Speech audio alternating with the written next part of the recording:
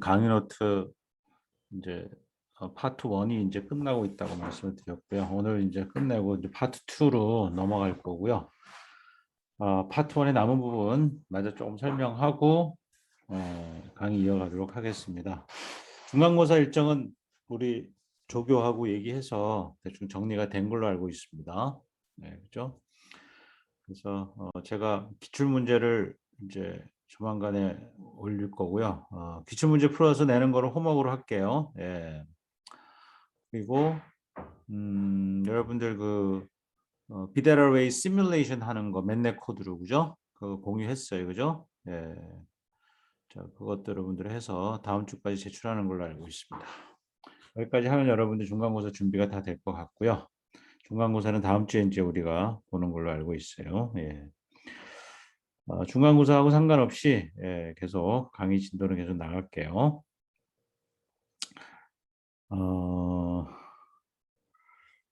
자, 수업 시작하기 전에 혹시 여러분들 질문 있습니까? 확인이 필요한 부분 있으면 말씀하세요. 예.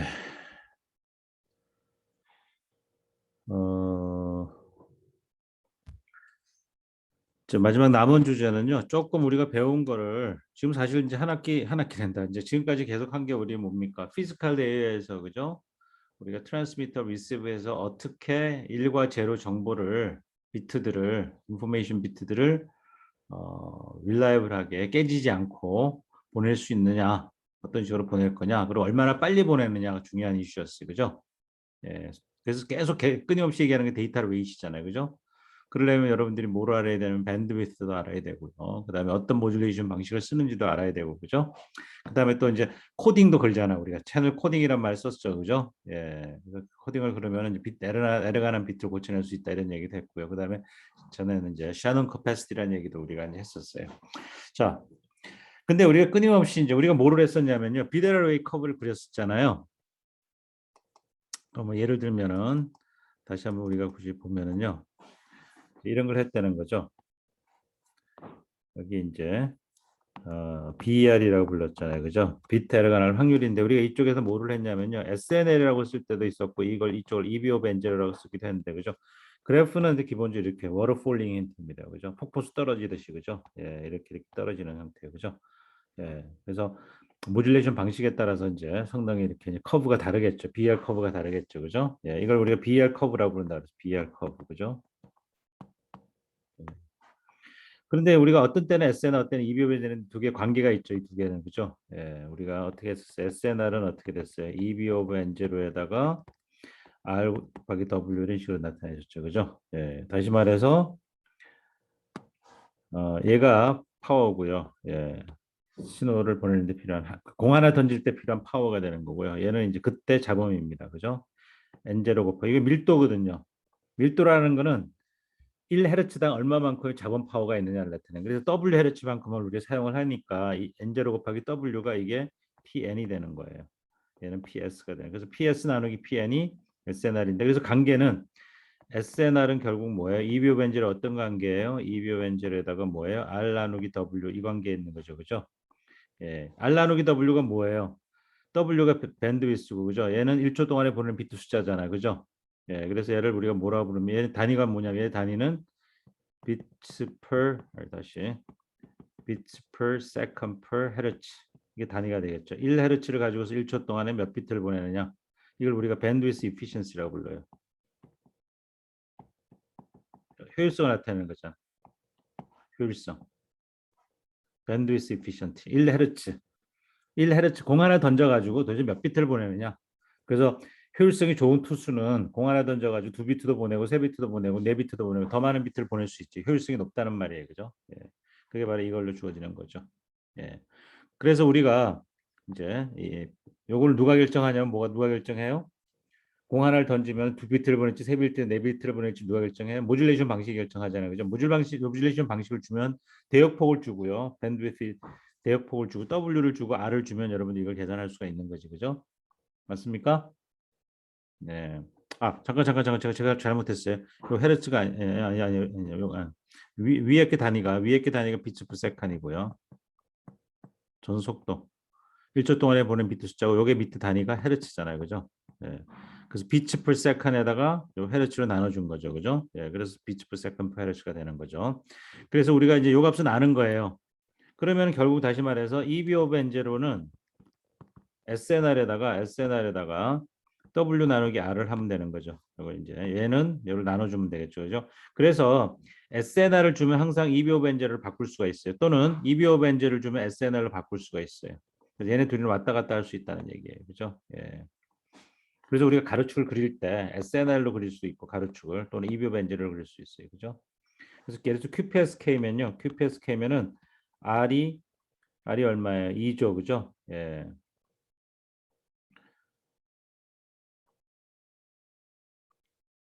예. 그다음에 이제 W는 잠깐만요. 잠깐 다시 QPSK는 뭐예요? R 나누기 W가 얼마예요? 2죠, 그죠? 예, 공 하나 던지면 두 비트를 보내는 거니까. 그래서 SNR은 2 곱하기 2B 오브 N제로죠, 그죠? 예, 그래서 여기 2가 그냥 곱해지는 거예요. 두 배 차이가 나는 거야. SNR하고 2B 오브 N제는 두 배 차이가 난다. QPSK의 경우에, 그죠? 예, 이렇게 이제 알 수가 있고요. 근데 지금 제가 이제 왜 갑자기 이제 옛날에 다 했던 얘기를 또 하느냐? 요 EB 오브 엔제로에 대해서 해서 엔제로 있잖아요. 엔제로가 뭐라 그랬죠? 잡음의 밀도라 그랬잖아요. 그죠? 예. 이 잡음의 때 실체가 뭐냐는 이 엔제로 값이 도대체 얼마냐? 예, 이거 알고 싶지 않으세요? 예, 그냥 제가 이제 잡음의 파워가 있다 이렇게만 얘기를 했지. 또는 잡음의 밀도가 그죠? 잡음의 밀도가 이렇게 주어진다 하고 얘기를 했지만 이 값이 실제로 얼마냐 하는 얘기죠. 그죠? 예, 그래서 강의 노트로 돌아가면요. 실제로 강의 노트에 보시면 이 엔제로를 계산합니다. 엔제로를. 그래서 제가 예전에 뭐냐면 엔제로 실체는 뭐냐면 회로, 수신기 회로 안에 있는 회로의 이제 열잡음이에요. 모든 회로에서는 열이 발생하고 그거에서 잡음이 발생하는 거죠. 열잡음은 더멀 노이즈. 그죠? 예. 그래서 엔제로는 덴시티라고 그랬어요. 더멀 노이즈에서 발생하는 어, 잡음 밀도인데요. 예, 열잡음 밀도인데요. 자, 얘는 뭐냐면 단위 주파수당 몇 와트냐예요. 몇 와트. 이게 밀도라고 하죠. 단위 주파수당 1헤르츠당 몇 와트의 잡음이 존재하느냐. 그거는 K 곱하기 T로 주어집니다. K는 볼츠만 컨스턴트예요. 여러분 물리학 시간에 배웠죠. 그죠? 볼츠만 컨스턴트고. 그다음에 T는 온도예요, 온도. 그래서 예를 들어서 절대 온도예요. 절대 온도. absolute temperature예요. 그래서 우리가 만약에 이제 실내 같은 경우는 대충 한 그죠? 예, 290도 켈빈. 예, 그러니까는 절대 온도 290도예요. 예, 그래서 두 개 곱하면은 이제 K에다가 T를 곱하면은 이제 N0가 나오는 건데 한번 계산을 해 봅시다. 예. 그래서 1헤르츠당 1헤르츠 N0는요. 자, 이거를 우리가 뭘로 나타내 dB 스케일로 나타내고 싶어요. 그래서 로그 10 곱하기 로그 10을 취한다면 10을 곱합니다. dB로. 예. 그러면은 K 곱하기 T고요. 그다음 1헤르츠당이니까 1을 곱했습니다. 예. 그죠? 그러면 요거 계산하면요. 자, 단위가 와트기 때문에 마이너스 204와트가 나옵니다. 예. 요거를 우리가 리니어 스케일로 바꾸면은요. 이렇게 되겠죠. 그죠? dB 와트. 여기 W를 쓴 이유는 와트 단위이기 때문에 W를 쓴 거예요. 예, 그냥 앰플리튜드면 dB라고 그랬을 텐데. 그죠? 이 단위가 와트기 때문에. 그러면 요거를 이제 실제로 와트로 바꿔주면 그죠? 로그 스케일을 리니어 스케일로 바꿔주면 요거를 로그 스케일 바꾸면 이렇게 되잖아요. 그지? 네, 거꾸로 이제 이렇게 오는 거예요. 예, 리니어 스케일로 온 거예요. 근데 10의 마이너스 20.4와트예요. 지금 1헤르츠당 잡음 파워가 얼마냐면 10의 마이너스 20승이야. 10의 마이너스 20승 생각할 수 있어요? 엄청 작죠? 0.00000000 수번. 예. 예. 10의 마이너스 20.4와트예요. 예. 그러니까 잡음이 1헤르츠, 1헤르츠당 잡음은 엄청나게 작은, 그 무시할 만큼 작은 값이에요. 근데 이제 우리가 대역폭이 넓어지니까 대역폭이 이제 1메가, 2메가, 3메가, 4메가 하니까는 그 안에는 이제 많이 여기다 W로 곱해야 되겠 밴드위스를 곱하면 이제 실제로 그 대역폭 안에 얼마만큼 자원의 파워가 있는지가 이제 결정이 될 거예요. 그죠? 근데 이게 너무 작은 값이어 가지고 우리가 뭘 쓰냐? 밀리와트 단위로 바꿉니다. 그럼 1000을 곱해주면 밀리와트가 되겠지. 1와트는 1000밀리와트니까 그죠? 1000을 곱해주면 1000을 곱해도 여전히 작은 값이에요. 10의 마이너스 17.4 밀리와트 이제는 와트를 밀리와트로 바꿨어요. 뭐 밀리와트를 여러분들 원하면 마이크로와트도 바꿀 수 있고 나노와트로도 바꿀 수 있어요. 그렇지만 그냥 밀리와트라고 할게요. 그래서 앞에 여러분들 제가 강의는 안 했지만 동영상 자료 올려놨었잖아요. 그죠? 예, dBm이라는 단위 있었죠. dBm. 이 밀리와트를 dB 스케일로 바꿔주면은 dBm 단위가 되는 거죠. 이걸 10의 마이너스 17.4 밀리와트를 dB 단위로 바꾸면은 마이너스 114가 나옵니다. 단위가 그 대신 dBm이에요. 왜? 이게 밀리와트이기 때문에. 배웠죠? 앞에서 제가 동영상으로 설명을 했었습니다. 네. 그래서 열 잡으면 실내 상온에서 1Hz당 마이너스 174 dBm 정도가 있다 이렇게 얘기합니다. 아시겠죠? 엄청나게 작은 양이에요. 예. 그럼 만일 밴드위스가 이제 200kHz다. 200kHz다 그러면 200kHz 채널 대역 보관에 이제 내가 채널 이렇게 있는 거예요. 여기 주파수 축이고요. 내가 쓰는 채널이 여기가 200kHz야.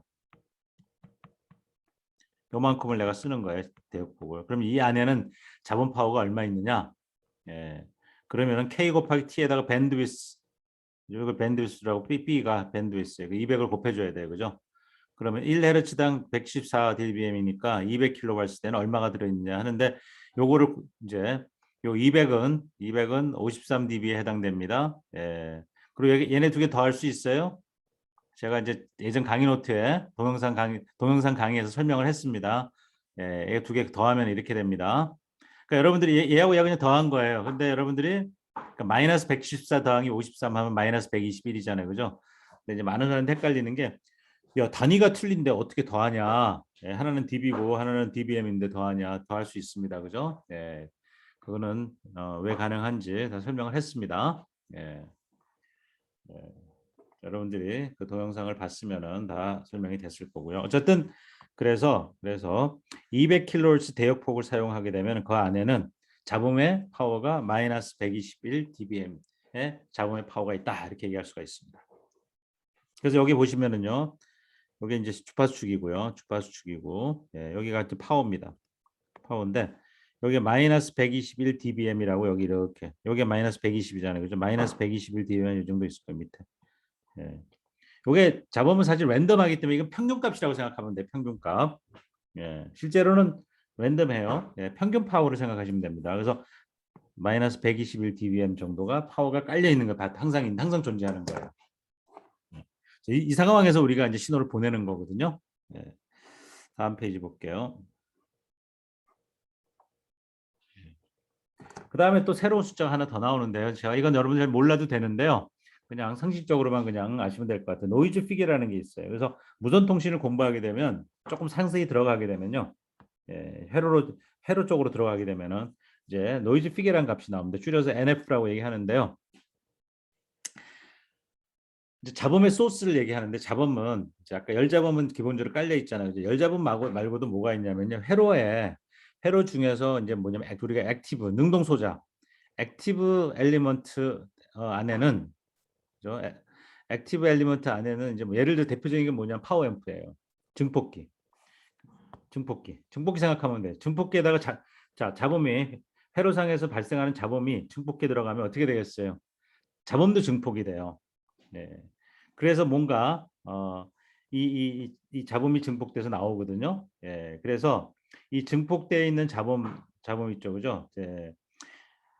그래서 사실은 뭐냐면 이제 이 안에 있는 이 파워 앰프 안에 있는 소자 그러니까 파워 앰프 소자의 특성에 의해 가지고 실제로는 뭐냐면 실제 온도는 T인데 우리가 K 곱하기 B 곱하기 T잖아요. 그죠? 실제로는 T인데 T보다도 좀 더 큰 값이 이게 T가 바뀌어요. 본래는 T인데 T 플러스 알파. 그러니까 T가 좀 더 높아진다는 얘기예요. 그래서 온도가 더 올라가는 효과가 나타납니다. 그래서 effective noise temperature라고 해요. T2라고 부르는 이게 T2예요. 원래는 T인데 T2가 더해지는 거예요. 이만큼의 온도가 더 올라가요. 예. 그러면 이것 때문에 무슨 일이 벌어져요? 이것 때문에 열잡음이 더 커진다는 얘기입니다. 그죠? 예. 그래서 우리가 요 값을 정의를 합니다. 요가. 원래는 1이야. 원래는 이런 소자가 없으면은 1인데 요만큼이 더해지는 거예요. 요만큼이 더해져서 T분의 T는 뭐예요? 원래 온도죠. 원래 온도분의 요 effective noise temperature T 요거를 우리가 정의를 합니다. 요거를 자 다시 요걸 정의를 우리가 하고요. 값을 정의를 했다는 요걸 F라고 불러. 요걸 노이즈 피겨라고 얘기합니다. 네. 그래서 이만큼 잡음이 실제로 이 F만큼 잡음이 더 커지는 거예요. 그죠? 원래는 T만큼 TA에서 잡음이 생기는데 TE만큼 해서 잡음이 더 생기는데 그래서 결국은 이만큼의 잡음이 더 생긴다고 생각하시면 되겠어요. 예. 그래서 우리가 실제로 잡음 토탈 잡음은요. 전체 잡음은 원래 더멀 노이즈 있었죠. 그죠? 거기에 노이즈 피겨 요 NF만큼 실제로 잡음이 더 발생을 한다고 보시면 돼요. 그래서 합친 합친 거를 우리가 노이즈 플로어라. 이게 이제 진짜 제일 우리가 겪는 바닥이라고 생각하면 돼요. 내 신호는 이거보다는 커야 된다는 얘기예요. 이 잡음 이게 제일 밑바닥에 깔려 있는 잡음의 바닥이에요. 그래서 노이즈 플로어라고 얘기하거든요. 그래서 아까 실제로 마이너스 121 dBm이 있었잖아요. 그죠? 근데 노이즈 피겨가 예를 들어서 제가 지금 얼마를 가정했냐면요. 9dB를 지금 가정을 했어요.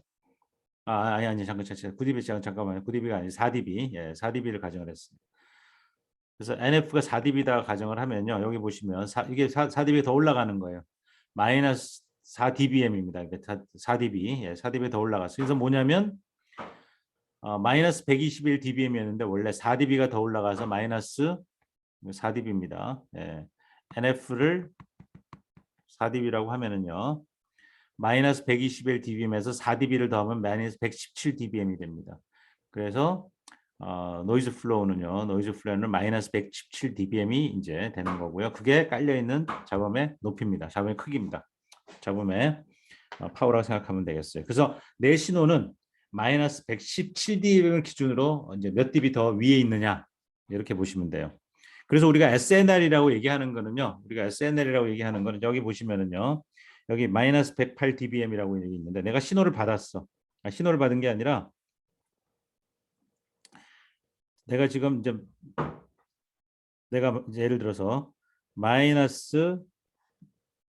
여기 마이너스 108 dBm이 내가 받은 신호예요. 토탈 받은 신호야. 그러니까 받은 신호라기보다는 이렇게 되는 거죠. 나의 SNR이 있는 내가 나의 SNR이 있겠죠. 나의 SNR이 있고 여기 이제 맨 바닥입니다. 바닥이고요. 그 다음에 나는 요거보다도 요 마이너스 17 dBm보다도 실제로 나의 SNR은 9dB가 더 위에 있어요. 9dB 더 위에. 그러면 내 신호가 이제 실제로 신호의 크기는 마이너스 108 dBm이 되는 겁니다. 그 차이가 9dB야. 요 밑에 요 위에 요 값 있죠. 요 값을 우리가 뭐라고 부르냐면요. 그러니까 이렇게 생각하면 돼요. 맨 밑에 여기 뭐라고요? 노이즈 플로어가 있잖아요. 그죠? 노이즈 플로어 더하기 내가 필요로 하는 최소한의 SNR이 있을 거란 말이에요. 내가 이제 그래서 어떤 통신을 하려고 그러면 우리가 뭐가 필요하면 커브가 있죠. 이런 커브가 있죠. 여기 SNR이 있죠. 그죠? 여기 BR이에요. BR 있으면 예를 들어 내가 10의 마이너스 뭐 5성을 원한다. 그러면 요 10의 마이너스 5성을 만족하기 위해서 필요한 SNR이 있겠죠. 요게 SNR 미니멈이에요. 미니멈. 요 10의 마이너스를 달성하기 위해서 필요한 최소한의 SNR이에요. 그 최소한의 SNR을 더하면 여기 이제 9dB죠. 만약 여기가 9dB가 돼요. 9dB다. 그죠? 9dB를 더하면 그 값이 뭐냐? 마이너스 100T를 되면 요게 뭐라고 부르냐면 receive sensitivity라고 얘기를 해요. 그래서 모든 통신 시스템에서는 수신기는 receive sensitivity라는 값을 가지고 있어요. 물론 이 receive sensitivity는 한 개 값이 아니고 여러 개가 있을 수 있습니다. 뭐에 따라 다르냐면은 필요로 한 SNR이 이제 달라질 수 있거든. 왜? 어떤 변조 방식을 쓰느냐에 따라서 필요한 SNR이 달라지겠죠? 그죠? 예를 들어서 내가 16캄, 64캄처럼 그죠? 한번 공을 던질 때 더 많은 비트를 보내려고 하면은 SNL이 많이 있어야 되겠죠. 커야 되겠죠. 그죠? 그러니까 이 SNL이 커지면 그죠? 이 receive sensitivity는 커지겠죠. 그죠? 그래서 여러분 집에 가시면은 모르겠어요. 지금 그 AP 있죠. AP 무선랜 AP 박스에 보면은 이제 모르겠어요. 여러분들 이제 그 박스 갖고 있는지 모르겠지만 거기 아니면 매뉴얼 같은 데 보면 뭐가 나와 있냐면 리시브 센시티비티 표가 있어요. 예. 그래서 이걸 우리가 수신 감도라고 그러거든요. 이 와이파이 수신기는 이 와이파이 AP는 수신할 때 이 정도 수신 강도가 있어야 된다 하고 얘기를 합니다. 예. 근데 그 값이 이제 여러 개가 될 수 있다는 얘기입니다. 예. 그러면 예를 들어 가지고 보통 이제 표시할 때 뭐냐면 최소 수신 강도를 표시하기도 합니다. 최소 수신 강도. 최소 수신 강도라는 얘기는 무슨냐면 최악의 상황에서 가장 SNL이 낮을 때 적어도 이만큼은 돼야 된다. 그렇죠? 예. 이거보다 더 낮으면 통신할 수가 없어. 그 최소 수신 강도 값이 표시가 돼 있을 거예요. 예. 예. 아시겠죠? 예. 그래서 이 최소 수신 강도는 결국 뭐냐면 여러분 신호와 잡음이 합쳐져 가지고 마지막에 내가 받는 신호 토탈 합이 있을 거 아니에요, 그죠? 그 값이 바로 수신 강도가 되는 거예요. 그, 그 수신 강도는 뭐에서 결정이 된다? 노이즈 플로어하고 내가 필요로 하는 SNR하고 두 개의 값에 의해서 결정된다. 그죠? 예. 오케이. 예, 그래서 이 receive sensitivity의 어떤 정의. 예. 그 다음에 이제 링크 버짓이라는 얘기가 나오는데요. 요거는 이제 뭐냐면 여러분 버짓이 뭐예요? 버짓이 이제 예산이라는 뜻이죠. 예산. 여러분들 이제 뭐 예를 들어서 살림을 하려고 그러면 집에서 살림을 하거나 회사를 운영하려고 그러면 회사를 살림을 하려고 그러면 돈이 들어가잖아요. 그죠? 돈이 들어가죠. 그러면은 돈이 들어가는데 이제 미리 내 예산을 짜야 되잖아요. 내가 쓸 수 있는 돈이 얼마인데 뭐 하는데 얼마씩 쓸 거냐. 뭐 그죠? 밥 사는데 얼마 쓰고 교통비 얼마 쓰고 그죠? 예. 그다음에 무슨 뭐 음식 재료비 사는데 얼마 쓰고 뭐 전기료 얼마 내고 얼마 쓰고 이런 식으로 예산을 짜잖아요. 맞습니까? 살림하는데 예산을 짜잖아요. 그죠? 우리도 통신 시스템이 동작하려고 그러면요. 예산을 짜야 됩니다. 예. 여기서 예산이라는 건 무슨 어떤 의미냐면은 내가 쓸 수 있는 돈은 뭐냐 파워예요. 내가 송신기가 쏠 수 있는 파워가 정해져 있거든요. 이 파워가 정해져 있다는 얘기는 결국 뭐냐면 신호가 도달할 수 있는 거리가 제한된다는 얘기가 똑같은 얘기예요. 파워가 무한대가 아니잖아요. 그리고 파워가 크면은 신호가 멀리까지 갈 수 있죠. 그죠? 물론 감쇄가 되지만 우리가 앞에서 신호 감쇄 얘기했었잖아요. 그죠? 어테뉴에이션, 경로 path loss라고 얘기했죠. path loss. 경로 감쇄. 그죠? 거리에 따라서 극히가 떨어지잖아요. 그죠? 신호 레벨이. 그죠? 예. 그래서 결국 파워가 뭘 결정하냐면 얼마나 멀리까지 신호를 보낼 수 있느냐를 나타내는 겁니다. 그죠? 예. 그러면 예를 들어 가지고 저 앞에서 우리가 앞에서 뭘 배웠냐면은 경로 프리 스페이스에서 패스로스 어떻게 된다고 그랬어요? 거리의 4승에 반비례한다고 그랬죠. 그죠? 예. 거리 제곱입니다. 제로. 요 관계. 요게 뭐냐면 요게 뭐예요? 거리와 요게 거리고요. 예. 그다음에 어 잠깐만 다시 우리가 어 저기 뭐죠? 경로 감쇄요. 예, 요게 감쇄입니다. 감쇄. 예. 요게 뭐냐면 내가 보내는 파워고요. 요게 이제 받는 파워예요. 그러면 실제로 보낸 파워 대비해 가지고 받은 파워가 훨씬 작겠죠. 그죠? 예. 그럼 보낸 파워와 받는 파워의 비를 지금 본 거예요. 그럼 요게 여기서 이제 제가 예를 든 거예요. illustration. 예. 그래서 제가 지금 뭐를 하려고 그러냐면 얼마나 내가 보낸 신호를 얼마나 그러니까 수신기가 어디까지 멀리 떨어져 있을 수 있냐를 지금 이제 계산해 보고 싶은 거예요. 파워가 물론 크면 클수록 멀리 그죠? 수신기가 멀리 떨어져 있어도 되겠죠. 그죠? 그렇지만은 무한대까지 떨어뜨릴 수 없다. 어떤 일정한 거리까지밖에 못 떨어뜨린다는 거예요. 파워가 제한돼 있기 때문에. 그래서 여기서 파워를 정해줘서 100mW라고 정했어요.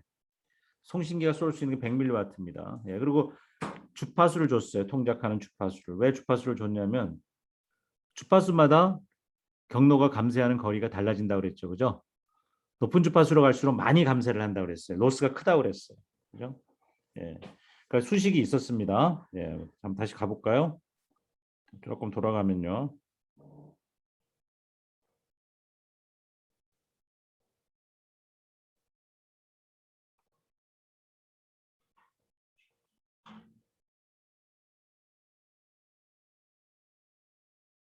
예, 이거 제가 안 써놨네. 제가 써놓지 않았군요. 예, 패스 로스인데 제가 그 수식을 안 썼네. 예, 그 수식이 있어야 되는데 여기 제가 안 썼는데 수식을 굳이 쓰면은요. 이제 제가 말로만 했던 게 뭐냐면 거리의 자유 공간에서 거리의 제곱에 반비례한다고 그랬어요. 그래서 어, 요 로스는요. 요 식을 거꾸로 씁니다. LP가 로스라고 그랬거든요. 로스는 람다분의 4파이 제곱 곱하기 R 제곱입니다. 그러니까 로스가 거리의 제곱에 비례해서 로스가 커지는 거예요. 그리고 람다는 뭐예요? 람다는 파장이잖아, 그죠? 예, 파장이죠. 예, 파장의 역수가 프리퀀시잖아, 그죠? 그러니까는 지금 요 람다는 어떻게 사나요? 람다는 f분의 2파이거든요, 그죠? 예. 또는 그러니까 우리가 F를 알잖아요. F를 지금 얼마 줬어요? 800을 줬잖아요. 그죠? 800 여기다 집어넣으면 파장이 나오죠. 그래서 파장 넣어주면 됩니다. 그죠? 예, 요게 지금 실제로 로스 값이에요. 예. R을 내가 몰라. R은 뭐냐면요. 여기서 R은 뭐냐면 거리예요. 송신기 TX와 RX 간의 이 거리를 R로 놓은 거예요. 그럼 R만큼 떨어져 있으면은요. 내가 이만큼의 로스가 발생을 하는 거예요. 예, 요 수식 생각하면 돼요. 예. 요 수식이 앞에서 제가 안 줬기 때문에 여기서 좀 줄게요. 자, 그러면 내가 R을 모릅니다. 그래서 R을 계산해야 되는 거예요. 그러면 R을 계산을 하려면요. 어, 이제 그 송신 파워와 수신 파워의 이제 일단 B가 나오면은요. 예. 이게 B잖아요. 그죠? 이게 로스가 이거거든요. 그죠? 예. 몇 배 신호가 줄어드느냐. 그죠? 보내는 파워와 받는 파워의 B가 바로 로스인데요. 여기서 중요한 건 뭐냐면 받는 쪽이 얼마라고 그랬냐면요. receive sensitivity가 마이너스 90dBm이라고 그랬어요. 아까 앞에서 했죠. receive sensitivity 얘기했죠. 그죠? 그래서 마이너스 90dBm을 받아야 되는 거예요. 받은 신호가 아까 receive sensitivity라는 게 그죠? 마지막에 받은 파워거든요. 받은 파워에는 잡은 파워도 들어가 있어요. 아까 노이즈 플로우가 있잖아요. 노이즈 플로우 위에 SNR이 더해졌잖아요. 그죠? 그래서 신호와 잡음이 전부 다 합쳐져서 들어온 실제로 수신된 신호의 강도, received signal strength예요. 수신 신호 강도가 마이너스 90 dBm. 그러니까 멀리 가면 갈수록 자 내가 이렇게 되게 다시 한번 보면요. 여기를 이제 이쪽에다가 예를 들어서 제가 PR이라고 할게. PR이 이제 수신 신호 레벨이니까. 그러면 여기가 거리가 0이고 거리가 R이에요. 처음에는 내가 파워를 얼마예요? 100mW로 쐈어요. 100mW 쐈는데 점점점 거리가 멀어지면서 이게 떨어지겠죠. 그죠? 그런데 내가 필요로 하는 수신 강도가 얼마냐면 여기 이 값이 돼야 된다는 얘기예요. 다시 한번 제가 좀 크게 그려볼게요.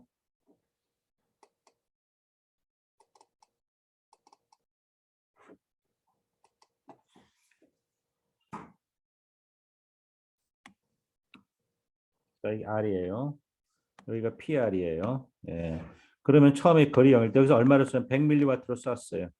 근데 이쪽으로 멀어지면 어떻게 돼요? 이게 제곱에 비례해서 이렇게 줄어들거든요. 예. 그런데 이 PR이 어디까지 갈 수 있냐면요. 아까 뭐라 그랬죠? 리시브 센시티비티가 얼마였죠? 리시브 센시티비티가 마이너스 90 dBm이라고 그랬어요. 마이너스 90 dBm을 와트로 바꾸면요. 10의 마이너스 9승이거든요. 예. 그래서 10의 마이너스 9승으로 가면요. 예. 10의 마이너스 9승이면 여기 10의 마이너스 9승이에요. 예. 10의 마이너스 9승 와트거든요. 그러면 10의 마이너스 9승 와트. 이거보다도 더 밑으로 내려가면 안 돼. 이걸로 더 내려가면 안 돼요. 왜냐면 이게 리시브 센시티비티거든요. 리시브 센시티비티보다 밑으로 내려가면 통신할 수가 없어요. 예, 그래서 요만큼 파워를 받아야 돼. 그럼 요 거리가 얼마냐? 요게 우리가 원하는 이 R 값이 얼마냐 하는 거예요. 예. 그죠? 그러면 여기서도 이게 이제 PR이거든. 이게 PT거든. 아니, 이게 이제 얘가 PT고요. 얘가 PT 보내는 파워죠. 얘는 PR이에요. PT와 PR이거든요. PT와 PR의 그죠? 예. B가 이게 패스 로스거든요. 경로 감소거든요. 손실이거든요. 예, 그래서 CM-9승 그다음에 PT가 100mW 이렇게 되거든요. 예. 요 계산을 이제 하면 되겠죠. 그죠? 예. 그래서 요걸 구하잖아요. 요걸 구하면 아까 앞 수식이 있었죠. 그죠? 무슨 수식이 있어요? 어, 아까 수식이 뭐였냐면 이거였죠. LP는 어디 갔어?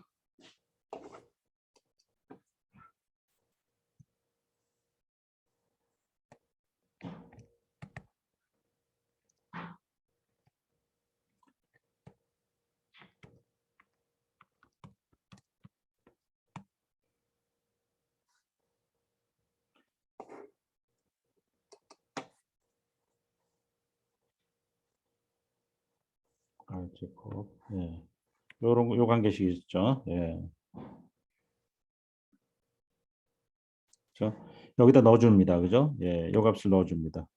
이 값이 얼마냐면 얼마면 10의 마이너스 9승분의 100 곱하기 10의 마이너스 3승이잖아. 그죠? 예. 그러면은 10의 10승인가요? 그죠? 10의 마이너스 1승이고 10의 9승, 10의 이게 아니다. 10의 9승이니까 이게 10의 8승인가요? 예. 잠깐 다시 뭐가 됐나? 밀리와트 단위구나. 제가 저기 잘못했네. 밀리와트 단위네요. 다시. 됐어.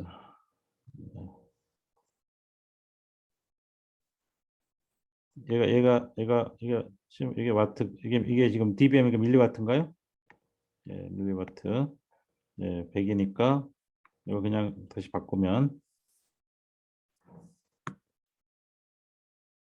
밀리와트 단위예요. 예.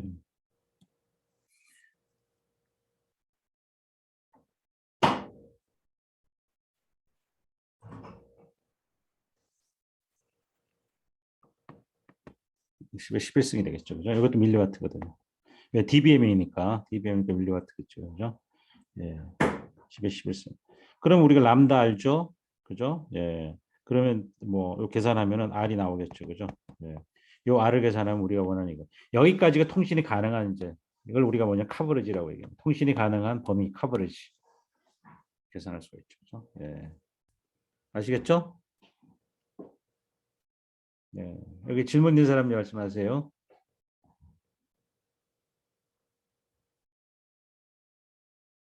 질문. 예, 뭐 간단한 수식입니다. 이제 요 수식을 여러분들 이제 뭐 알고 있어야 이제 풀 수 있겠죠, 물론. 예. 뭐 필요하면 제가 이제 시험 같은 데 주겠죠, 이런 이제 수식은. 예, 여기 뭐라고요? 얼마만큼 로스는 거리의 제곱에 비례해서 로스가 커진다. 손실이 커진다. 그리고 주파수의 파장이 길수록 뭐예요? 더 많은 손실이 발생한다. 더 빨리 감쇄한다는 얘기예요. 그러니까 파장이 길다는 얘기는 무슨 얘기예요? 아니, 잠깐 다시. 파장이 짧을수록 그죠? 예, 파장이 짧을수록. 그리고 파장이 짧을수록 람다가 작을수록 예, 얘가 커지겠죠, 그죠? 예. 그래서 높은 주파수로 가면 파장이 짧잖아, 그죠? 예. 그러면 높은 주파수로 갈수록 더 많은 그죠? 감쇄가 발생한다. 멀리 못 간다는 얘기예요. 그래서 5G 같은 경우 우리가 이제 점점 높은 주파수 대역을 쓰기 시작했거든요. 예, 뭐 예전에 우리가 이제 700메가, 800메가를 쓰다가 LTE로 가면서 2기가도 쓰고요. 지금 우리 5G로 3.5기가 쓰거든요. 그다음부터 어디까지 2.8, 28기가도 쓰는 거예요.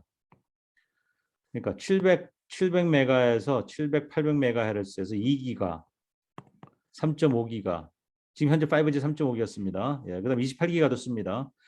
28기가는 엄청 높은 주파수예요. 이걸 이제 전에 뭐라 밀리미터 웨이브 대역이라고 얘기했거든요. 파장이 밀리미터 단위예요. 네. 몇 밀리미터 단위예요.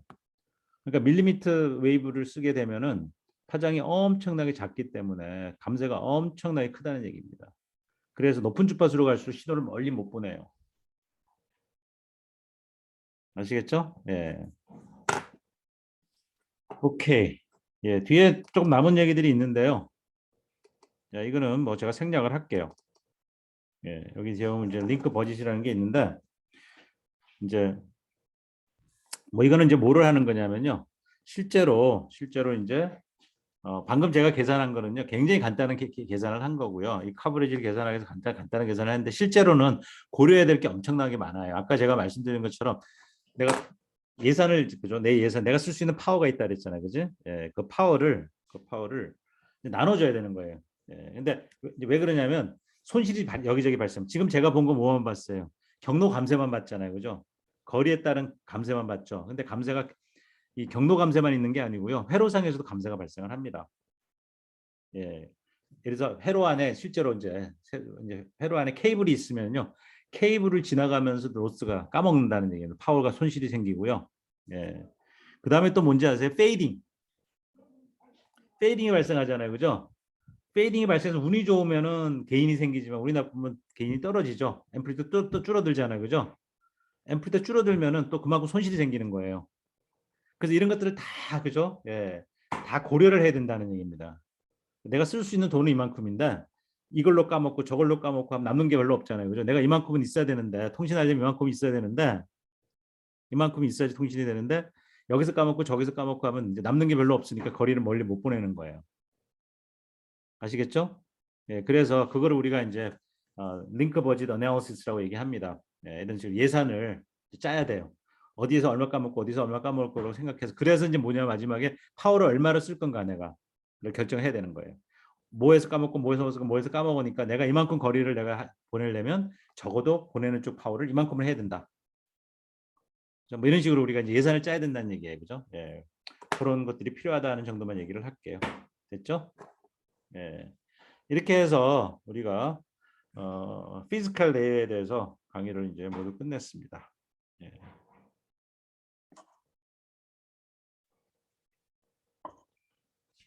자, 여기까지 질문 있는 사람 질문을 좀 받을게요. 우리가 이제 새로운 내용으로 넘어가기 전에.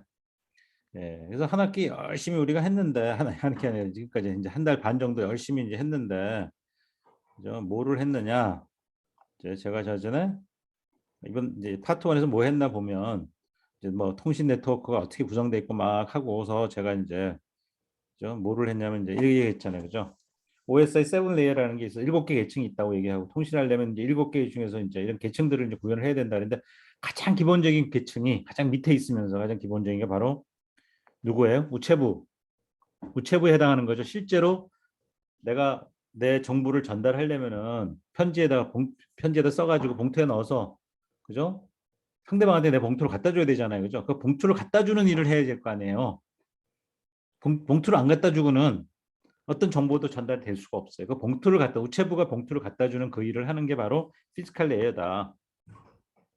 그래서 우리가 선을 연결을 하든 무선으로 하든 간에 봉투를 전달하기 위해서 물리적으로 봉투를 전달하기 위한 그죠? 예, 그런 기능이 필요한 거죠. 예, 그게 피지컬 레이어죠, 그죠? 맞습니까? 특히 이제 무선 같은 경우에는 우리가 무선 같은 게 이제 그러면 얼마나 빨리 그죠? 내가 그 봉투를 전달할 거냐? 봉투는 전부 사실 일제로로 구성이 돼 있는데 그죠? 그 일제로 비트들을 얼마나 많은 양을 짧은 시간 안에 보낼 거냐. 전송 속도 중요하고 그죠. 그러기 위해서는 많은 대역폭이 필요하고 그다음에 또 그죠. 우리가 또 문제가 뭐예요? 무선 채널 같은 경우는 이제 뭐가 있어요? 페이딩이라는 게 페이딩 종류가 여러 가지가 있는데 그 중에서 실제 무선 채널은 멀티패스 페이딩을 겪는다 그랬잖아요. 그래서 다중 경로. 그죠? 여러 군데서 반사돼서 오기 때문에 그러면서 뭐가 발생해요? 고속으로 전송하려면 할수록 무슨 일이 벌어져요? 고속으로 전송하려고 그러면 뭐예요? 인터심블 인터페런스가 발생한다 그래요. 심볼 간에 심볼이 막 겹치는 거 보여줬죠 지난번에 그죠? 그래서 우리가 못 써요. OFDM이라는 걸 썼죠. 이런 다중경로 현상이 발생을 하는데 이게 뭉태기로 들어올 수도 있지만 뭉태기가 따로 그래서 여러 뭉태기가 이제 시차를 두고 들어올 수 있다 그랬죠, 그죠? 시차를 두고 들어온다 그랬죠, 그죠? 두고 들어올 경우는 무슨 문제가 생겨요? 심볼 간의 간섭이 생긴다고 얘기했죠, 그죠? 이런 심볼 간의 간섭 이게 다 이렇게 간섭 이게 다 간섭이거든요, 그죠? 예, 그런데 이 정도 간섭은 큰 문제가 안 될 수도 있어요. 근데 간섭이 커질 수 있다는 얘기예요. 이 뭉태기로 간섭이 생길 수 있죠. 그죠? 큰 거, 심볼 전체가 간섭을 받을 수 있잖아요. 왜? 이게 짧아졌잖아요. TS가 짧아졌잖아요. 여기 컸는데. 그래서 고속으로 전송하게 되면 이런 문제가 생긴다 그랬죠. 그죠? 예, 그래서 이 문제를 해결하기 위해서 우리가 어떻게 해요? OFDM이라는 방식을 제가 이제 도입을 했어요. 그죠? 이게 이제 굉장히 중요한 피지컬 레이에서 가장 중요하고 가장 최신 기술. 그러니까 어떤 관점? 속도를 우리는 고속으로 보내는 게 이제 기술의 진화는 1세대, 2세대, 3세대, 4세대, 4세대 쭉 오면서 5세대까지 쭉 오면서 또는 6세대까지 앞으로 가면서 점점 우리가 빠른 통신을 원한단 말이에요. 예. 그죠? 그럼 넓은 대역포를 쓸 거란 말이에요. 그죠? 넓은 대역포를 쓰게 되면 뭐예요? 좁아지잖아요. 심볼 길이가. 그죠? 그러면 ISI가 심각하게 발생해요. 심볼 간의 간섭이 심각하게 발생해요. 그 문제를 해결하기 위한 기술이 바로 OFDM입니다. 지금까지는 이거보다 좋은 기술은 없어요. 네. 그래서 4세대에서도 LTE에서도 이걸 썼었고요. 지금 5G에서도 이걸 쓰고 있고요. 6G에서도 어쩌면 이 기술을 벗어나지 못할 가능성이 큽니다. 네, 지금까지 제가 연구한 결론은 이거보다 더 좋은 기술은 없어요. 네. 오케이? 네. 기억해 두시고요. 파트 2에서도 이게 또 나옵니다. 네. 자, 질문이 없으면 계속 이어서 갈게요. 네.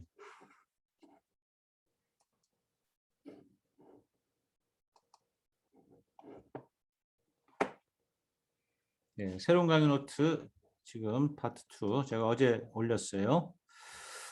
자, 파트 2는 이제 뭐냐면요. 이제 뭐 레이어로 보면 계층으로 보면 피지컬 레이어가 끝났으니까 이제 위에 계층으로 올라가야 되겠죠. 그죠? 예, 위에 계층 올라갑니다. 예.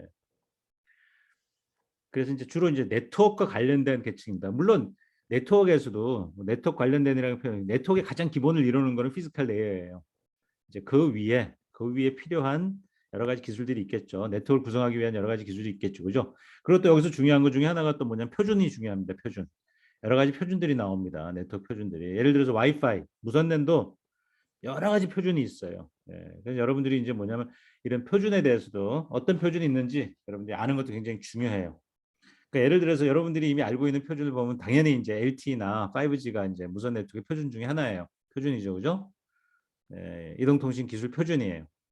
또 와이파이도 와이파이는 이동통신 기술은 아니지만 예, 무선 네트워크 표준이에요. 또 뭐 있는지 아세요? 여러분 거의 매일 쓰고 있는 게 있어. 뭐죠? 뭐 있어요? 여러분들이 쓰는 네트워크 중에서 가장 많이 쓰는 네트워크 뭐예요? 무선 네트워크 뭐 있어요? 예? 여러분들이 매일매일 무선 네트워크 이것저것 많이 쓰지 않아요? 핸드폰 말고도? 일단 핸드폰을 쓰는 순간에 핸드폰 안에는요. 여러분들 스마트폰 안에는 이미 모모가 들어가 있어요. 와이파이 들어가 있잖아. 와이파이만 들어가 있나? 또 뭐 들어가 있죠? 블루투스. 그렇죠. 예, 블루투스도 표준이에요. 무선 네트워크 표준 중에 하나예요. 예. 그래서 용도에 따라서 여러 가지 다른 표준들이 존재하고요. 또 그 표준도 또 여러 가지 가지들이 있어요. 또 표준도 여러 가지 또 갈라져요. 그 안에서도. 그다음에 또 직비라는 거 들어보셨죠? 직비? 지급이라고 그러는데 직비. 네, 이거 센스 네트워크에 이것도 표준이에요. 네, 이제 여러분들 이런 표준들에 대해서 이제 여러분들이 이제 공부를 하는 겁니다. 여기서. 네. 그 사실은 파트 2가 있고 파트 3가 있는데요. 파트 2는 이제 일반적인 무선 네트워크를 얘기하는 거고요. 파트 3는 이동통신 네트워크를 제가 설명할 겁니다. 그래서 이동통신도 무슨 와이어리스 네트워크예요. 무슨 네트워크예요. 그럼에도 불구하고 제가 이동통신 네트워크는 기술은 따로 뺐어요. 파트 3로. 그래서 LTE나 5G에 대해서는 파트 3에서 얘기할 거고요. 파트 2에서는 와이파이나 직비나 또는 블루투스 같은 그죠? 이런 기술들을 얘기를 할 건데요. 물론 이제 제가 여기서 이제 무선 네트워크 테크놀로지라고 얘기를 하면요. 그러면은 그러니까 저기 이동통신 기술도 여기 포함됩니다. 이동통신 기술도 여기 포함하고 있고요. 네. 근데 이 표준은 제가 여기 하는 표준은 이동통신 표준 빼고 예. 이동통신 표준은 파트 3에서 할 거다는 얘기입니다. 그렇죠? 그래서 내용으로 보면요. 우선 네트워크 아키텍처 구조가 어떻게 되어 있느냐. 그다음에 이제 우리가 당연히 프로토콜을 배우겠죠. 그죠? 예. 이 프로토콜은 이제 우리가 레이어 1을 앞에서 배운 거고요. 그죠? 피지컬 레이어는 배운 거고 피지컬 레이어 위에 있는 레이어들에 대한 프로토콜들을 배울 겁니다. 어떤 것들을 약속했느냐. 예, 약속해서 쓰고 있느냐. 그다음에 이제 무선랜, 그다음에 표준, 그다음에 제가 그래서 802.11 IEEE 802.11이 여기 이제 항상 표준은요. 이름이 있어요. 이름. 규격의 이름이 정해져. 그러니까 무선랜이라는 거는 그냥 어떻게 보면은 그냥 별명이고요. 별명이고 진짜 이름은 이거예요. IEEE 802.11이 규격, 표준 규격의 명칭이고요. 예, 얘는 별명이야 그냥 우리가 그냥 무선 랜 이렇게 얘기하는 거 와이어리스 랜. 그리고 또 뭐가 있냐면 와이어리스 팬이라는 게 있어요.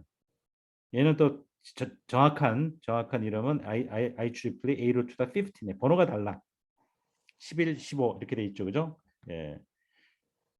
그래서 이 랜은 뭐냐면요, 로컬 에리어 네트워크이고요. 랜, 로컬 에리어 네트워크, 로컬 에리어 네트워크이고요. 앞에 자만 따가지고 랜이라고 얘기하죠. 로컬 에리어 네트워크. 예, 그다음에 팬은요, 퍼스널 에리어 네트워크예요.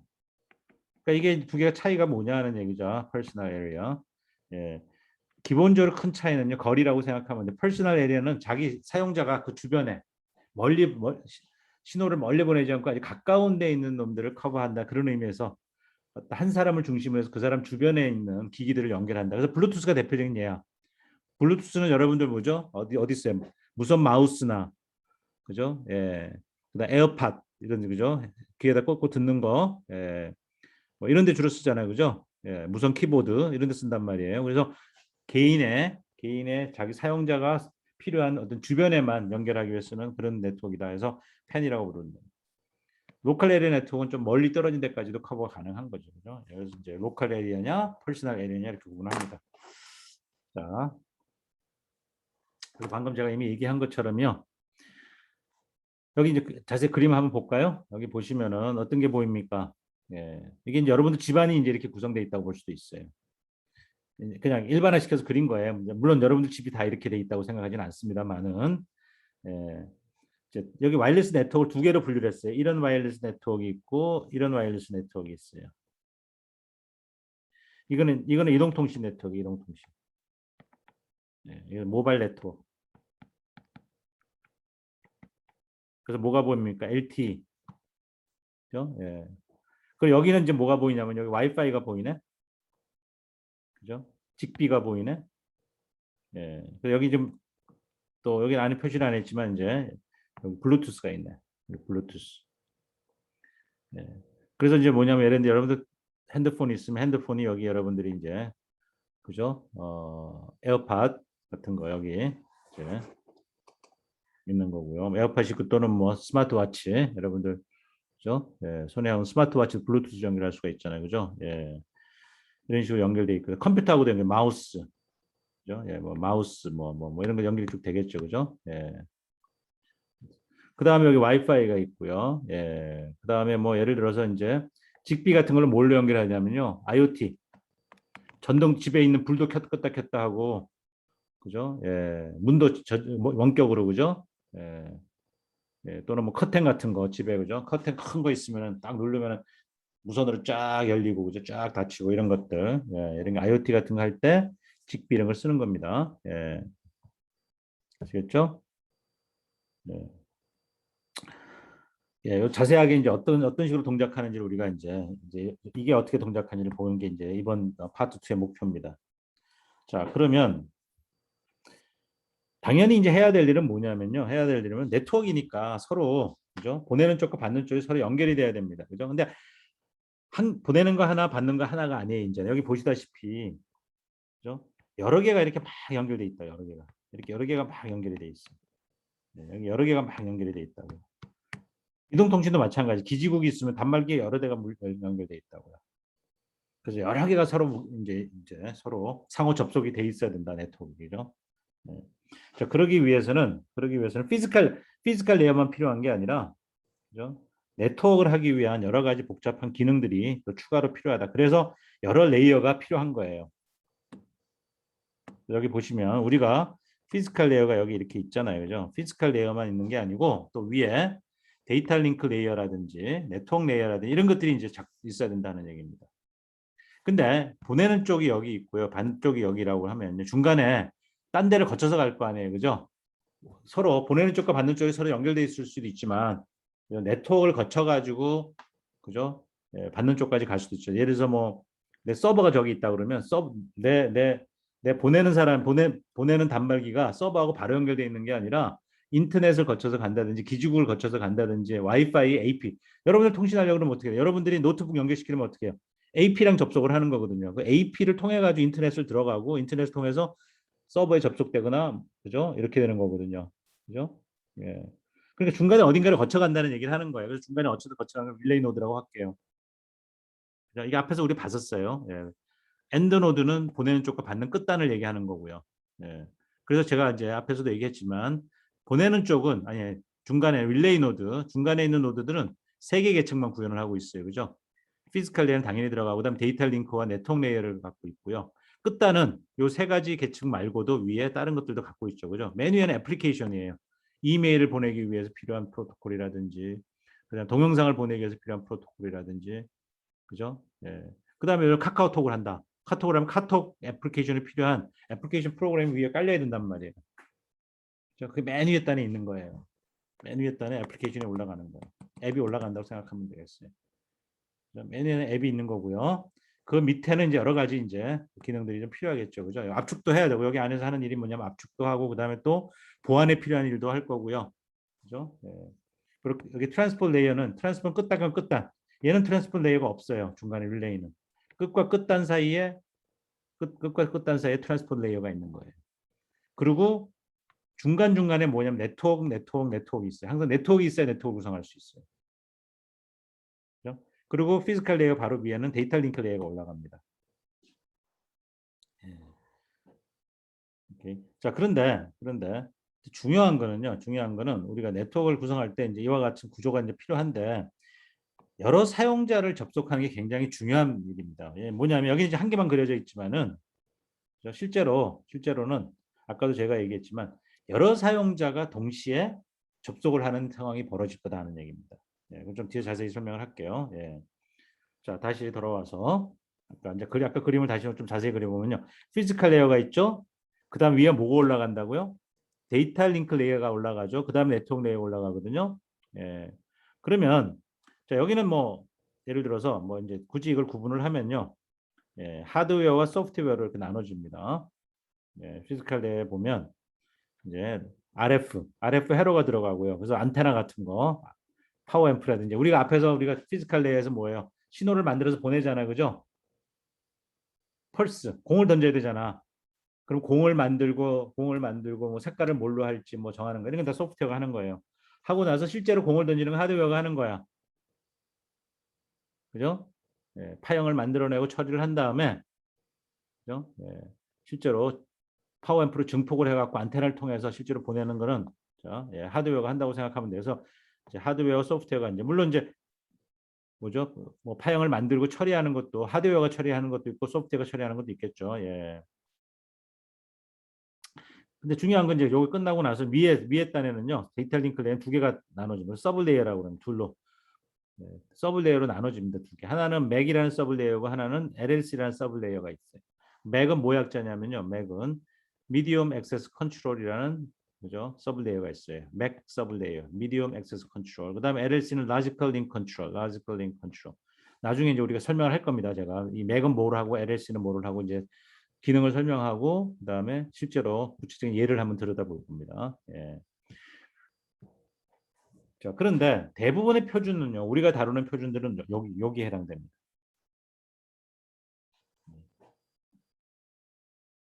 여기 표준입니다. 그러니까 와이파이 표준이다. 그죠? 또는 블루투스 표준이다. 그러면 이 부분을 표준을 하고 있는 거예요. 그럼 요 윗단은 그러면 이제 윗단도 표준이 있습니다. 예. 윗단에 표준이 있는데 이제 여기서 우리가 이제 무선 네트워크 관점에서 표준은 요걸 생각하면 되는 거고요. 여기 두 개.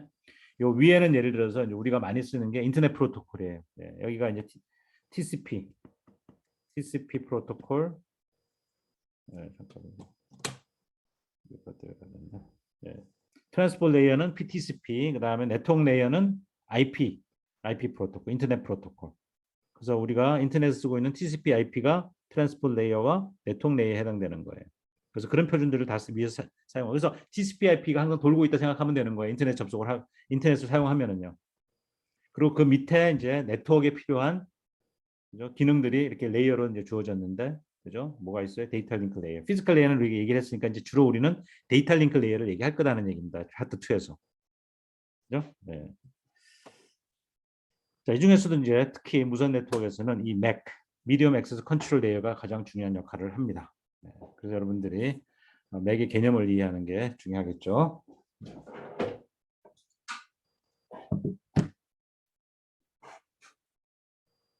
제가 그래서 이제 맥을 설명할 때 제가 이런 그림을 그려놓습니다. 오른쪽 그림을 보면요, 이제 여러 사람들이 이제 지금 밑에 악어가 우글우글 대고 있어요.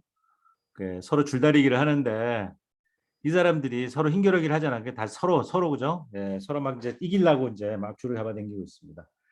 근데 이거 잘못하면요, 다 같이 죽을 수도 있어요. 다 같이 죽는 경우가 어떤 경우입니까? 줄이 끊어지면 그죠? 팽팽하게 막 싸우다가 줄이 끊어지면 양쪽 다 그냥 줄 끊으면서 다 너무 열심히 싸우다가 다 죽을 수도 있어요. 그죠? 그래서 다 안 죽으려면은 살살 해야 되겠지. 그죠? 그래서 서로 이제 양보해 가면서 그죠? 예. 서로 다 같이 이제 죽지 않으면서 이겨야 되는, 죽지 않으면서 모두 다 죽지 않으면서 내가 이겨야 되는 거야. 그럼 내가 이기려고 하다 보면 줄이 끊어질 수도 있다. 서로가 이기려고 막 하다 보면 줄이 끊어질 수 있다. 다 죽는다. 그거는 안 된다는 얘기예요. 그러니까는 다 같이 살면서 이제 각자 각자 이제 이길 수 있는 방법을 찾아야 된다. 그게 맥이 해야 될 일이에요. 이 말 기억하시고요. 나중에 제가 이제 쭉 설명하면서 제 말이 무슨 말인지 좀 생각을 해봐야 됩니다. 예. 그래서 키는 바로 이거예요. 우리가 이제 채널이 있어요. 여기 미디움이라고 얘기하는 거는 채널을 얘기하는 거예요. 자, 우리가 이제 매체가 있잖아요. 그죠? 내가 통신을 하면 채널이 있잖아요. 그러면 우리 1대1일 때는요. TX 하나랑 자, TX가 있고 RX가 있으면 여기 채널이 이렇게 있잖아요. 예, 채널 이렇게 우리 채널 만들잖아요. 그죠? 그래서 일로 보내고 받잖아요. 그죠? 예, 둘이 있을 때는 별 문제가 안 돼요. 내가 보낼 때 서로 트랜스미터가 보내고 싶을 때 보내면 끝나는 거거든요. 다만 이제 중간에 에러가 날 수 있어서 그렇지 그 외에 다른 거 걱정할 필요는 별로 없어요. 그런데 문제는 뭐냐면 여러 명이 있을 때는 이게 얘기가 좀 달라진다는 얘기입니다. 이런 경우 생각해 보세요. 여기가 이제 기지국이 될 수도 있고요. 예, LTE 기지국 또는 여기 무선 내내 AP가 될 수도 있어요. 무선 내내 이제 여러분들이 소위 말하는 그죠? 무선 내내 라우트라고 얘기하는 건데 사실 정확하게는 무선 네트워크 관점에서 라우트라는 표현이 정확한 표현은 아니에요. 그냥 AP라고 얘기하는 게 맞아요. 액세스 포인트. 그러니까 여러분들 무선랜 라우터 박스 있잖아요. 그죠? 여러분들 집에 가도 하나씩 다 있고 그죠? 복도마다 이렇게 하나씩 붙어 있고 제 연구실에도 이렇게 이제 이 박스가 있어요. 예. 이거 액세스 포인트라고 얘기하거든요. 그러면 제 지금 노트북이나 제 핸드폰이 와이파이에 붙으려면 여기 붙어야 되는 거예요. 그런데 여기에 하나만 붙는 게 아니라 여러 개가 붙을 수 있다는 얘기예요. 예. 그러면 여기 있는 애가 전송을 하고 여기 있는 애가 전송을 여기에 전송을 하면 채널은 하나야. 채널 하나가 있는데 서로 보낼 게 있어서 보내면 어떻게 되게 둘이 동시에 보내게 되면요. 두 사용자가 동시에 보내게 되면 자기네들끼리 충돌이 일어나요. 충돌. 그러니까 여러분들이 저한테 이제 질문이 있어서 얘기를 해.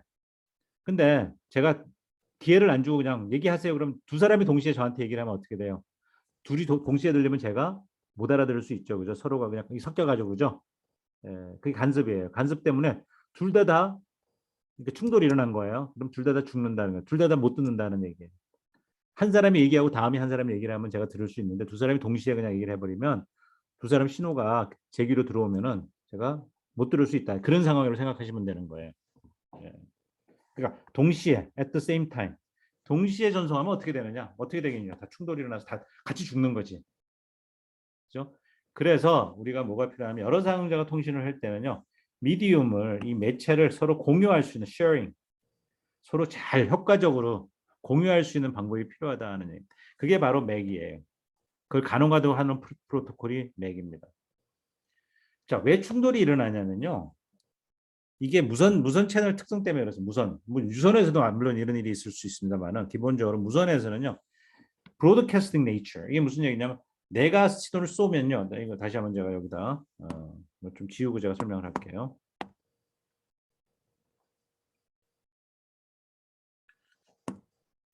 이런 일은 얘가 쏘면은요. 예, 얘도 들리지만은 또 어떤 일이 벌어질 수가 있냐면 또 다른 애가 쏘면은요. 얘도 같이 들리거든요. 예, 이게 그러니까 제가 이제 거꾸로 한번 해볼게요. 받는 쪽 입장에서 여러 명이 이렇게 있어요. 예, 얘가 보냅니다. 일로도 보내고 신호를 보내요. 얘는 일로 보내고 또 일로 보냅니다. 두 명이 있습니다. 예, 내가 제가 지금 뭘 그렸냐면요. AP가 단말적으로 보내는 상황을 그렸어요. 여기가 이제 1번이고요. 여기 2번, 여기 3번입니다. 그래서 1번 신호와 1번한테 가는 신호와 3번한테 오는 신호를 동시에 보내요. 그런데 어떻게 되냐면은 이게 브로드캐스팅 네이처, 뭐냐면 방송, 신호를 보내면 신호가 사방으로 퍼지거든요. 방송처럼. 그러면 1번한테 보낸 신호가 1번한테 보낸 신호가 3번한테도 가요. 이렇게 간다네. 다시 빨간색 1번한테 가는 신호. 그러면 3번한테도 가요. 그리고 3번한테 보낸 신호는 1번한테도 가요. 서로가 서로를 들을 수 있는 거야. 그죠? 예. 신호가 사방으로 방송이 되기 때문에 그러면은 1번은 1번 신호만 들어야 되는데 3번 신호도 같이 들어오는 거고요. 또 3번은 3번 신호만 들어야 되는데 1번 신호가 같이 들어와요. 서로 간섭으로 들어온다는 이런 일이 벌어지는 거예요. 그래서 이 브로드캐스팅 네이처 때문에 이런 속성 때문에 그죠? 동시에 전송하게 될 때 문제가 생긴다. 그래서 이런 일이 벌어지지 않다. 그래서 이렇게 되면 뭐예요? 서로 충돌이 일어난 거예요. 충돌, 컬리전. 그래서 컬리전을 우리가 회피할 수, 피할 수 있어야 된다. 그죠? 예. 그래서 피할 수 있는 방법이 여기 스펠 틀렸다. arbitrating. 아니, 문법이 틀렸어요. arbitrating. ing가 들어가 있다. ing. by arbitrating. arbitrating의 말 무슨 말인지 아세요? arbitrating 단어. 예.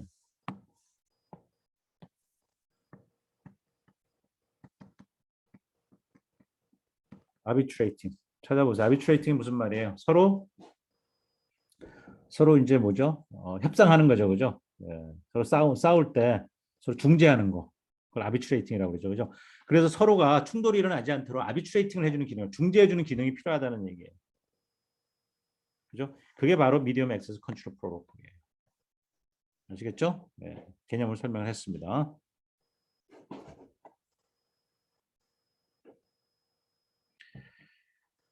자, 그러면 결국 우리가 뭐냐면 이제 리소스라는 거는 미디움을 얘기하는 거, 미디움은 채널을 얘기하는 거예요. 그 자원이라는 얘기는 자원. 여기서 이제 무선 자원을 얘기하는 무선 자원은 채널이거든요.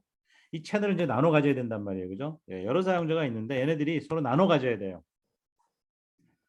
충돌이 안 일어나려면은 아주 체계적으로 그죠? 아주 나이스하게 그죠? 예, 나눠 쓸 수 있어야 되거든요. 공정하게 나눠 쓸 수 있어야 되거든요. 그러려면 뭐냐면요. 우리가 자원을 일단 잘라야 됩니다. 그래서 이제 자원이 있으면 이렇게 잘랐어. 빨간 거, 파란 거, 노란 걸 잘라가지고 자원을 자른다는 표현을 썼어요. 예. 그 자원을 나눠 가지려면 뭐예요? 잘라야 될 거 아니야 일단, 그죠? 그죠? 예. 그래서 잘랐어요. 그래서 빨간 거는 얘한테 주고, 파란 거는 얘한테 주고, 노란 거는 얘한테 줘. 어때요? 그러면 안 싸울 일이 없죠. 차례대로 나눠졌으니까. 그죠? 예. 아주 쉬워요. 충돌이 일어나지 않고 싸우지 않고 그죠? 잘 아주 나이스하게 협상하는 방법은 잘라서 나눠주는 거죠. 그죠? 예. 그러면은 맨 먼저 해야 될 게 뭐냐면 자르는 방법이 필요해요. 내가 채널이 있는데 이걸 잘라야 된다. 어떻게 자를 거냐. 예. 예. 그러면 이제 단위가 필요해. 단위. 자르는 단위. 그죠? 뭐 어떤 단위로 자를 거냐. 그죠? 예. 그래서 단위를 결정을 해야 되고요. 서로 이제 공유하게 서로 나눠 가지기 위해서는 잘라야 되고 그 자르는 단위를 결정을 해야 되고요. 예. 일단 잘라놓고 나면 잘려 있는 자원 그죠? 그래서 채널이라는 건 이제 잘려져 있는 자원을 얘기하는 거예요. 자원들을 서로 나눠 가져야 되겠죠. 두 번째는 나눠 가지는 게 필요하죠. 예. 근데 제가 여기 이제 예를 들어 세 가지 예를 들어서 지금 방금 얘기한 걸로 기준으로 하면 잘라놨어요. 세 개를 잘라놨어. 이렇게 세 개 잘라놓고 자원을 세 개 잘라놓고 나서 세 개 잘라놓고 나서 얘 잘라놓고 나서요. 얘네들한테 야 니네들 그럼 나눠 가져. 자 이거 니네들 나눠 가져라고 얘기하면 어떻게 하겠어요? 서로 예를 들어서 아까 제가 먼저 빨간 거는 얘가 이제 예를 들어서 1번 얘가 이제 1번 사용자, 얘가 2번 사용자, 얘가 3번 사용자라고 하면 1번은 빨간 거, 2번은 파란 거, 3번은 노란 거라고 딱 나눠주면 누가 나눠줘? 제가 나눠준 거야. 그러면 안 싸우겠죠, 그죠? 그래서 누군가가 있어가지고 저 같은 사람이 있어서 너는 이거 쓰고 너는 이거 쓰고 잘 골고루 나눠주면은 안 싸우겠죠, 그죠? 근데 그 나눠주는 사람이 없으면 어떻게 되겠어요? 서로 이제 어느 걸 가져갈 건지. 그래서 야, 이거 누가 쓸래? 그랬더니 1번도 쓰고 2번도 써버려. 그러면 충돌이 일어나겠죠. 그러니까 지들이 각자 쓰고 싶은 건 니들이 알아서 골라서 써. 그러면 충돌이 일어날 수 있잖아요. 누가 뭘 쓰는지 모르니까. 그죠? 그리고 또 서로 많이 쓰려고 그럴 수도 욕심을 부릴 수도 있어요. 나는 좀 내가 보낼 데이터가 많아.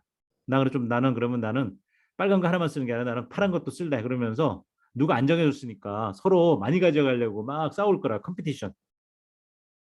그죠? 예. 또는 컴피티션 할 때 문제가 뭐냐면 서로 욕심을 부리니까 컴피티션은 욕심을 부리는 거거든요. 그러면 충돌이 일어날 수 있는 거예요. 충돌하면 다 같이 죽는 거야.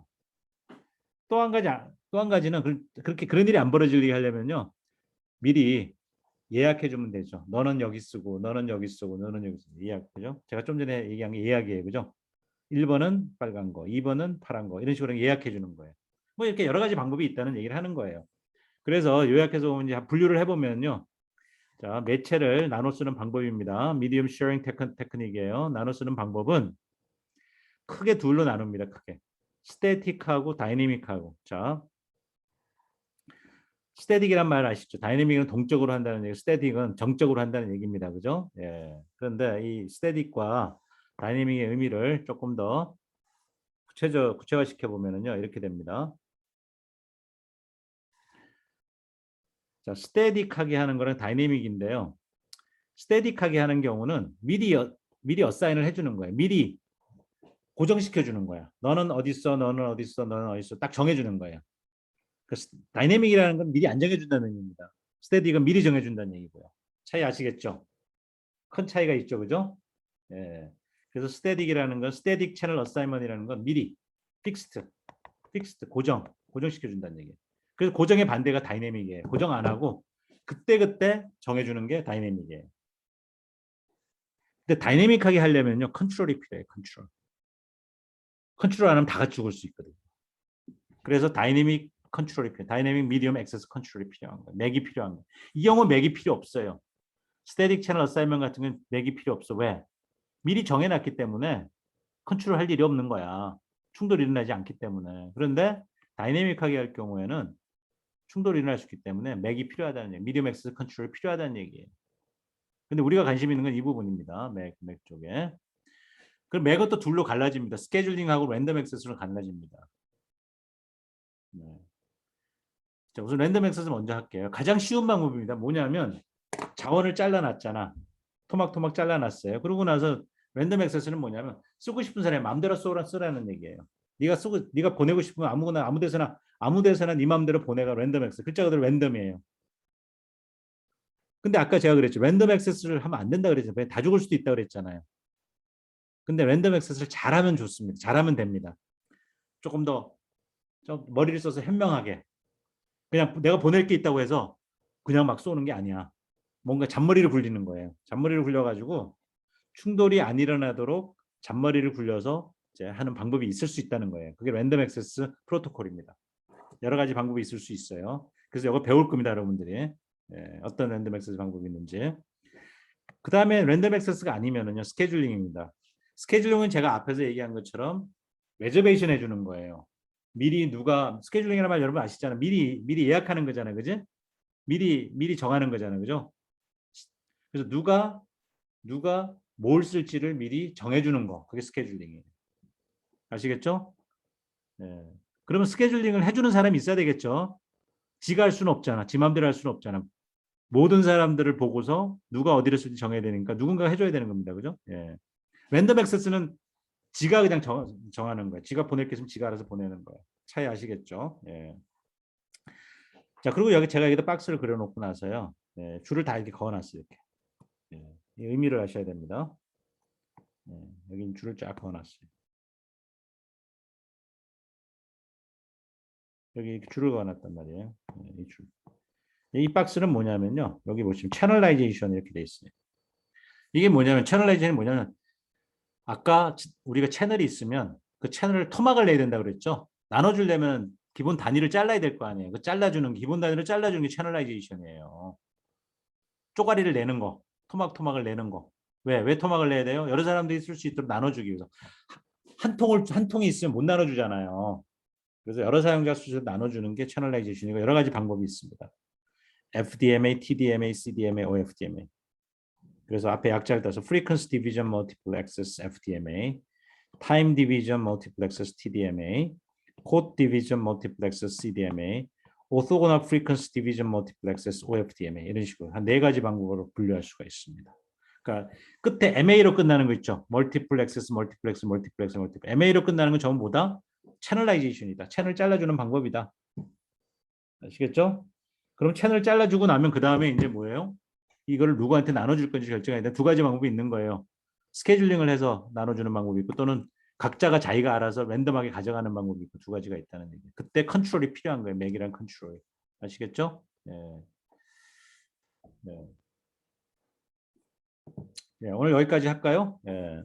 그래서 다음 시간에 이제 이 채널라이제이션에 대해서 FDMA, 뭐 FDA, TDMA, CDMA 채널라이제이션 얘기를 할 거고요. 그다음 OFDMA가 채널라이제이션이라고 했죠, 그죠? 네, 할 겁니다. 네, 다음 시간에 계속 이어서 할게요. 네, 질문 있는 사람 질문하시고 강의는 오늘 여기서 마치도록 하겠습니다. 네, 예, 수고하셨습니다.